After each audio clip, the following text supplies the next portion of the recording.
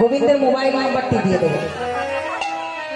গোবিন্দের mobile number আছে, মিলিয়ে দেখে নেবেন 10টি। যেমন এই মোবাইলের নাম্বার হয় না, একজনকে ফোন থেকে আরেকজনকে ফোন করতে গেলে 10টি নাম্বার কিন্তু টিপতে হয়, তাই তো? সেই 10টি নাম্বার আমি আপনাদেরকে দিয়ে দেবো, মিলিয়ে দেখে নেবেন। সেই 10টি নাম্বার মিলিয়ে দেখবেন, আর দেখার পর দেখবেন কল লাগাবেন মোবাইল থেকে। খুব বিজি লাইন মা, খুব ব্যস্ত লাইন, কিন্তু বারবার বিজি বিজি বলবে। আর বিজি বলতে বলতে, ব্যস্ত বলতে বলতে কখন যে ফোনটা লেগে যাবে, তখন নিতাই গৌর হরি বল করে কথা হয়ে যাবে। এখনই বলবো, তাহলে বলে দিই শুনো।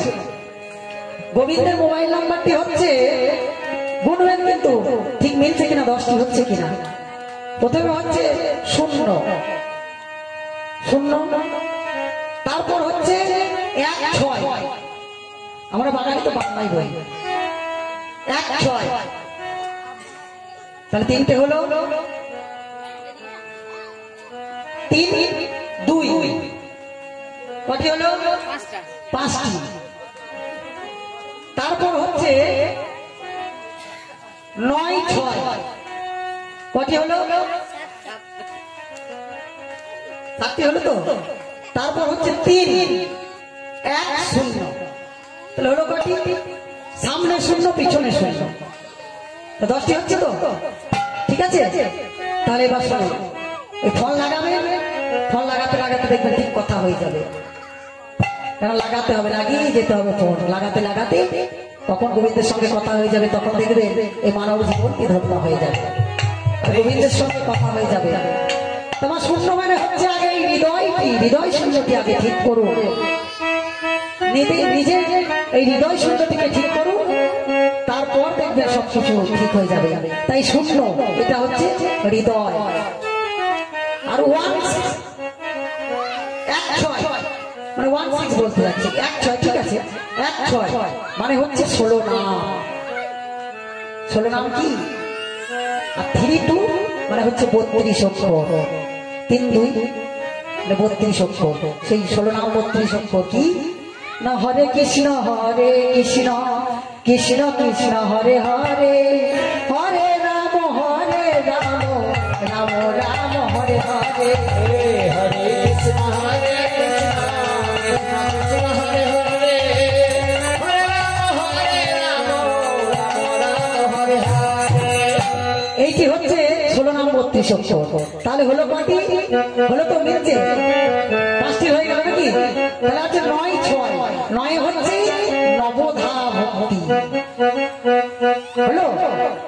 আর 6টা কি? 6 ঋতু, কাম ক্রোধ লোভ মোহ মদ মাৎসর্য। এই তাই তো বলছে হরিনামে বসে, এই যে হরিবাসনে বসে হরি সংকীর্তন শ্রবণ করলে ওই করতালি দিতে হয়। কেন বলুন তো? কারণ আমাদের শরীরের মধ্যে যে কাম ক্রোধ লোভ মোহ মদ মাৎসর্য আছে, সেগুলো ঠিক পাখির মতো। গাছে রাতের বেলা যেমন পাখিরা বসে থাকে, গোড়াতে গিয়ে যদি আপনি করতালি দেন, দেখবে পাখিগুলো উড়ে যাবে। ঠিক সেই রকম আমাদের দেহটি হচ্ছে একটি গাছ, এর মধ্যে ওই পাখিগুলো বিরাজ করছে। তাই হরিনামে বসে করতালি দিলে সেগুলো দূর হয়ে যাবে। তাহলে হয়ে গেল 7টি। আর থাকছে 3, 3 হচ্ছে ত্রিতাপ জ্বালা। ত্রিতাপ জ্বালা কি? আদি দৈবিক, আদি ভৌতিক আর আদি আধ্যাত্মিক, এই হচ্ছে ত্রিতাপ জ্বালা। তোমার আদি দৈবিক কি? হঠাৎ করে পথে যেতে যেতে, আপনি বাজারে যাচ্ছেন, যেতে যেতে মোটরসাইকেল থেকে পড়ে হাতটা ভেঙে ফেলে, তাহলে সেটা কি? আদি দৈবিক। মানে আপনার হওয়ার ছিল, সেটা হয়েছে, মানতেই হবে। তাহলে আদি ভৌতিক কি? মানে দেখবেন পথে ঘাটে যেতে যেতে আপনাকে কোনো অপদেবতায় গ্রাস করে, তারপর সেই ব্যক্তি নানা রকমের ভুলভাল করতে থাকে এবং খারাপ আচরণ করতে থাকে।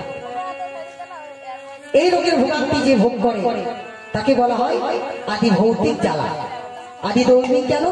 আর আদি আধ্যাত্মিকটা কি না? কোনো অপরাধের ফলে, কোনো দেবতার কাছে অপরাধের ফলে যে রোগের ভোগান্তি ভোগ করতে হয় মা, সেটি হচ্ছে আদি আধ্যাত্মিক জ্বালা।